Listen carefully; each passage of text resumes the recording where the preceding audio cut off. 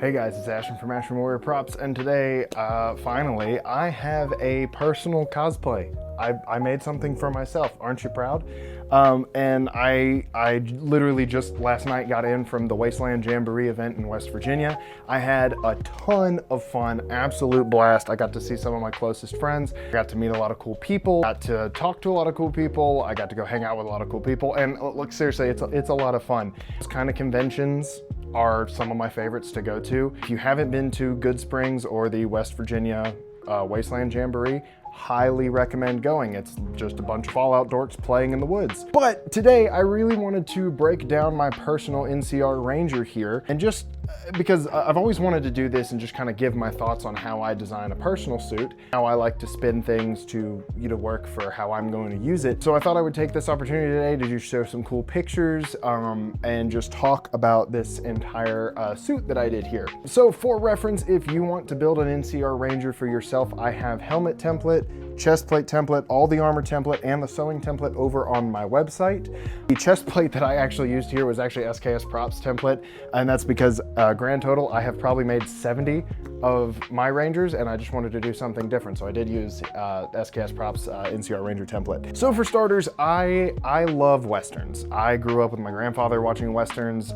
My wife's grandfathers were also super into Westerns. I still really love Westerns. My dogs are literally named after the Red Dead cast. So Westerns are a huge part of who I am and the kind of media that I consume and the kind of characters that I really bond with. I really wanted to do a gunslinger kind of character.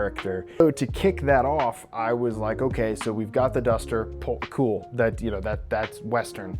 But I really wanted to kind of steer into that. And I always like to give my personal, anytime it's like a generic kind of soldier or somebody who could be one of 100 people, I like to kind of give my own spin on them and give them a story. So the story that I was giving my guy was a former ranger, kind of got disillusioned and went off to go do his own thing, Robin Hood in the desert or outlaw gunslinger in the desert. So to kick that off, the very first thing that I did different to kind of spin things off, over here I have a hat. Everything here was actually 100% made in-house. Besides literally the boots and the hat and the jeans. Everything else you see here was 100% made by my hands or with help from my wife's hands. So yeah, I'm very happy that I got to do all of this. The hat I literally found at what's the word, thrift store. And it was wedged between a couple of shelves, and I was like, cool, I want that one. Yeah, so that's the hat I got, and I'll have the pictures scrolling around on screen. It's pretty beat up as is, so I just I sanded and weathered and airbrushed it to just give it a little bit more life to it. So that was kind of my alt fit, if you will. So that way, when I didn't want to wear the helmet, I could switch to the hat, and that would give part of the gunslinger vibe. So the helmet in and of itself, I really didn't want to do a whole lot of helmet decorations. I removed the stenciling on mine because I really wanted it, again, like he's doing his own thing. I also swapped the colors of the lenses. I did a copper color, and I did that by taking some acrylic. I bent it into the shape that I needed. I did a chrome on the backside, and then I did a tinted orange clear coat on the front to give it the cool copper color you see here. The helmet in and of itself is following my original helmet template. I just did a few alterations here and there. I probably should do like an updated video on how I've done Rangers over the last little bit, but I made the original out of foam, and then I molded and casted it because I got tired of making these by hand, so I made a really good one, and then I molded and casted it. So mine that I wore to the event is resin, but it was molded off of my original foam build.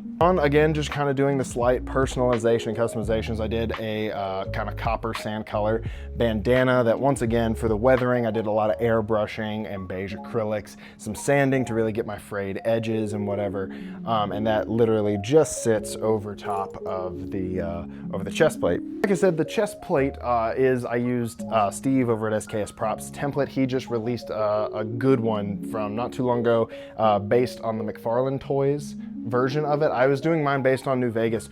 When I released mine, I did not have access to a good gaming computer, so I was literally just doing what I could off watching the screen. Moving on down the line, my favorite part. So my wife's grandfathers did traditional leatherworking. I have picked up a little bit of it. My wife does traditional leatherworking as well. So all of the belts are legitimately either from a bin of leather goods that her grandfather left us.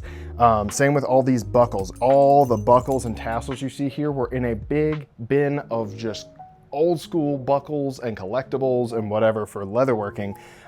And so this was kind of my homage to the grandfathers who grew up loving Westerns. Was I put so many buckles and tassels and things on this. So going down, this belt was one that Emily's grandfather had apparently made for single action army competition shooting. So the first black belt is actually one of those that I found. It was beat to hell in this bin. So I've kind of modified it, weathered it up a little bit more, cleaned it up, and then added some of the tassels and whatever. Going down, the main pants belt was just a strip that I cut and added to it. And then finally, the piece that I loved the most on this is the main gun holster. The main gun holster, my wife actually tooled. I was sitting down to start to tool it, and because like tooling leather, if you've not done it before, is such a therapeutic thing. You can make the prettiest designs for it. So I was literally working on everything else, and I came over and she's got my holster out and she's tooling this really, really pretty design inspired by John Marston's. So I'll have some pictures up on here, but the tooling was just absolutely phenomenal. She did an amazing job on that. And I'm so happy that I got to wear this out there. Watching her just go to work on this was just awesome. You know, again, we started doing this in our 1-bedroom apartment way back in the day. And then we just haven't gotten to do a whole lot of leatherworking stuff together since, because, you know, it makes a lot of noise. But she sat down here while I was doing some other stuff and she just went to town on it. It was awesome. I'd love to show you guys how I and my wife do leather tooling. It's super fun, and again, it's not as hard as you think it is. It just takes some eyeing and learning how to work the shapes, but it's a lot of fun. So if you're interested in seeing something like that from us, please let me know. I'd love to do something like that in the future. The actual revolver itself, I made con safe. So you may ask, how did you make a revolver that looks real con safe? Easy. So a lot of conventions are now starting to say no airsoft guns. Totally fine. I understand why, because the functioning action in a lot of airsoft guns look incredibly real lately. So they don't allow airsoft guns. I actually have a 357 Magnum Single Action Army. So what I did was clay that up, molded and casted it. You can also do this with an airsoft gun. It's literally just to make con safe so the action does not spin. That doesn't spin. Did a clean clay up. You can even, there is an airsoft version, and it's one that they actually use in a lot of Westerns. I didn't want to get murderlated for having something with functioning works on it. So I molded and casted it and made it in rubber. And that's purely just to make sure it is con safe or film safe, so that way nobody is getting hurt. To the jeans. The jeans are some old jeans I had that I literally just airbrushed and sanded and did some acrylic work on after, and that's it. The boots are my grandfather's boots. These are the boots I actually wore to my wedding, and so they were already beat. So yeah, that's what I did there. Next, finally, the jacket. The jacket was a lot of fun because, so for starters, the jacket, again, you can watch the tutorial on how to make it yourself if you want. We did cotton duck canvas for it. The scuffs and scrapes, I took more time with this go around. A lot of the times when I do a tutorial, I will kind of slow down, or not slow down, but pull back on some of the methods that I use so it's more accessible to everyone, which I kind of want to get away from because I want to show you guys how I do things when I do things for big companies. What I did for this was, for all of the frays and the cuts and the edges, I actually used my hand belt sander, so that way it would pull the fibers and everything and make it to where it would rip more naturally and wasn't going to just look like you went at it with a knife. I then sanded it, and then I took my airbrush and I went along the seam lines, sanded those down, added some beige highlights. Anywhere where sweat would collect, I did some darker airbrushing, especially like back around the neck, around the sleeves, armpits, down towards the bottom. The bottom of the jacket, I actually did more beiges, so that's where it looks like all the dirt and dust has collected and then just kind of settled. That I just had some cheapo gloves that we had laying around that I just cut the fingers off of and called it a day. I do have a satchel on here. It's a waxed canvas satchel with a nylon strap that I did just add a little bit of tassels on here.